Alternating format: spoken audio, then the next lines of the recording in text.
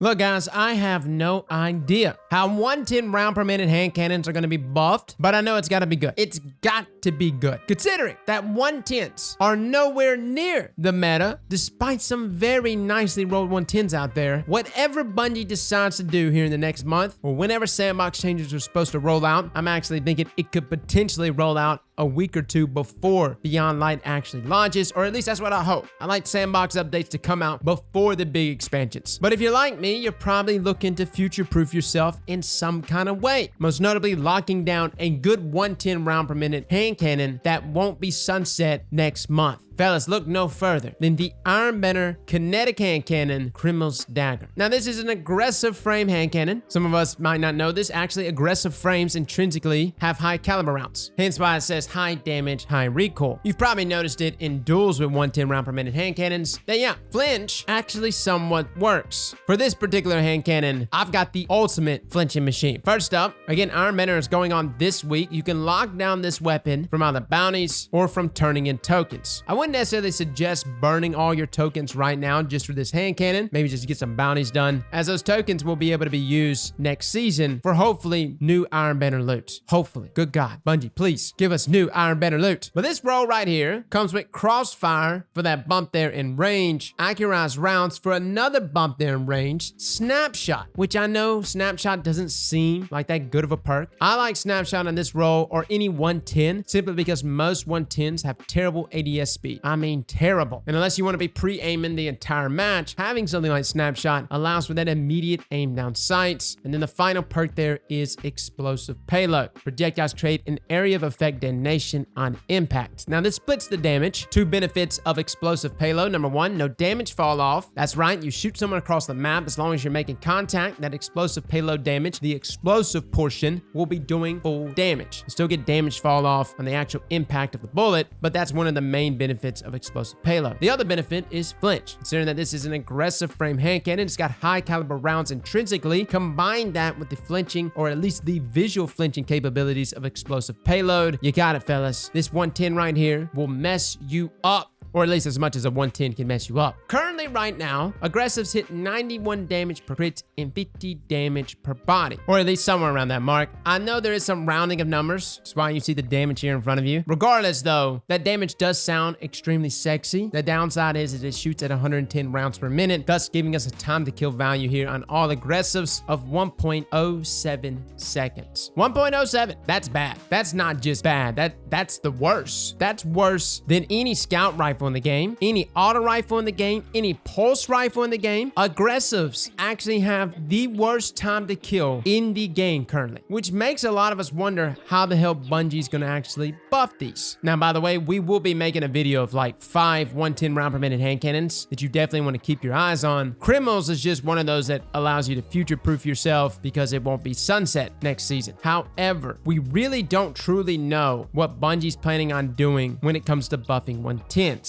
They could just add more forgiveness, requiring only 1 crit into body. No, it's not the most lethal weapon, still maintaining that 1.07 second time to kill value, but it's definitely the most forgiving of all the hand cannons. But what are the chances that Bungie's gonna allow aggressive hand cannons to 2-tap? We're already pumping out 91 damage per crit. Edge that up just a little more to 93, 94. You are in 2 crit territory on low resilience Guardians. And if Bungie decides to actually allow 110s to 2-tap, you're gonna look at a new time to kill value of 0.54 seconds, which is incredibly fast. Meaning, I highly doubt they're gonna allow 110s to 2-tap. I mean, it's just gonna be a hell of a stretch if they do. I think more or less they're gonna add more forgiveness and give a bump there in range, essentially allowing 110s to be like sniper hand cannons. Crimil's Dagger, though, hands down, regardless of whatever buff comes to 110s, it's probably positioned best for both PvE and PvP players, simply because it's not getting sunset. I hate to actually like jump up and say a weapon's value is really only there because it's not going away. As far as the best rolls, obviously you can go Outlaw Kill Clip, which is still a fantastic roll no matter what you're doing. I really like my Explosive Payload perk. Combine that with even something like Snapshot, allowing this weapon that is normally one of the most sluggish archetypes in the game to feel as snappy as like a 150 round per minute hand cannon was extremely nice. If you wanted to get nutty, you could of course combine that with rangefinder, although not necessary.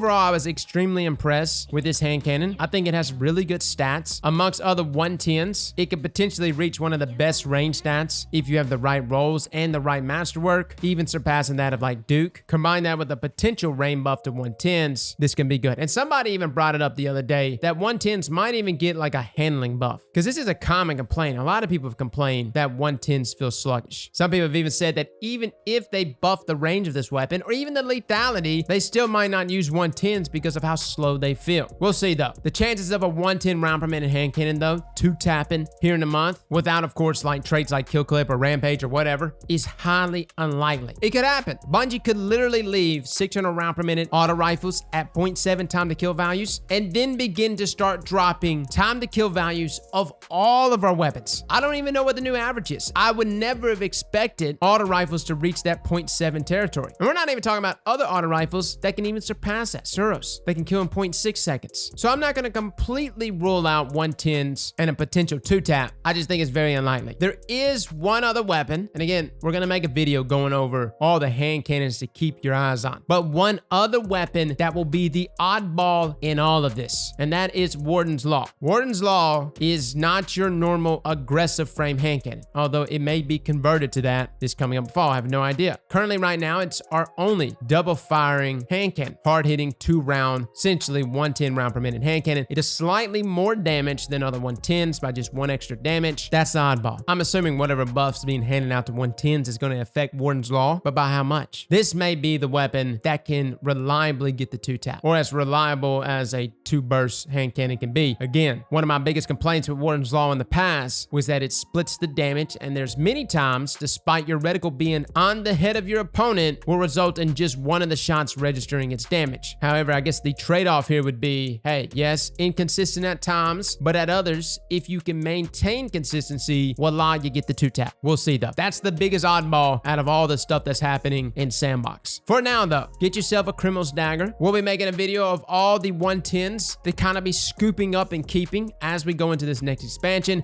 Even 110s that are getting sunset, I still would like for you to keep. There's some major gems out there, especially the 110s that came in Forsaken. Some of them that we've completely forgotten. Warden's Law was one of them, but there's a few others. Fellas and ladies, thank you all for coming and watching, and as always, Slap that like button like your mama told you right.